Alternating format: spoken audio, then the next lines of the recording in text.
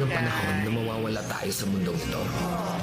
At kapag dumating ang panahon na yon, hindi mahalaga sa kung gaano karami ng pera ang naipon mo sa bangko.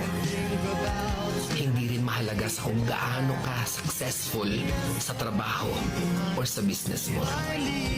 At lalong hindi mahalaga sa kung gaano kaganda ng mukha ng katawan mo. Dahil ang mahalaga pagdating ng panahon na yun ay ang sagot sa tanong na naging masaya ka ba?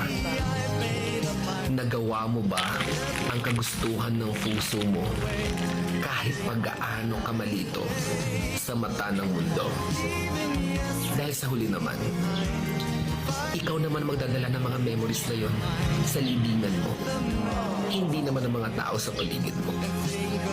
So make sure na bago pa dumating ang panahon na aalis na tayo sa mundong ito, siguraduhin mo sa sarili mo na magiging masaya ka at magagawa mo ang kagustuhan ng puso mo kahit pag-aano ka kontra ng mga tao sa puso mo.